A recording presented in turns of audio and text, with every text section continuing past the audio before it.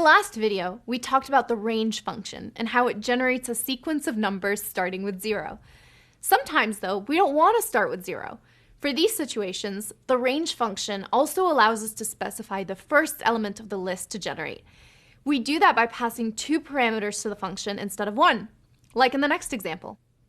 Product equals 1 for n in range 1 to 10. Product equals product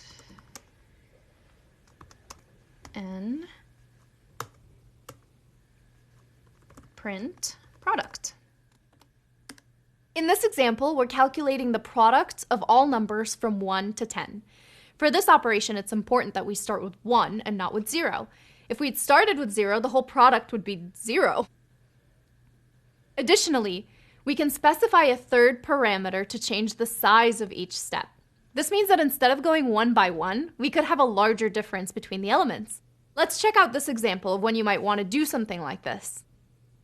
First, we're defining a function that converts a temperature value from Fahrenheit to Celsius. And we're simply using a conversion formula to do that. Then, we have a for loop that starts at 0 and goes up to 100 in steps of 10. Notice that we're using 101 for the upper limit instead of 100. We're doing this because the range never includes the last element, and we want to include 100 in our range. The body of the for loop prints the value in Fahrenheit and the value in Celsius, creating a conversion table.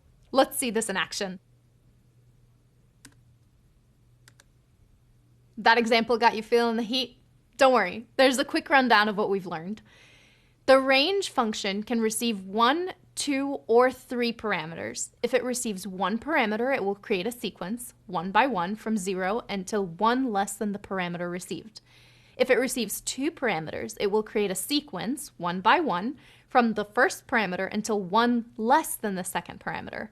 Finally, if it receives 3 parameters, it will create a sequence starting from the first number and moving towards the second number, but this time the jumps between the numbers will be the size of the third number. And again, it will stop before the second number. This might sound like a lot to remember, but don't panic. As we've said before, you don't have to try to memorize it all, just keep practicing, it'll soon become second nature. And to help you practice, we've included all of this in a handy cheat sheet to refer to whenever you need it. You'll find that in the next reading.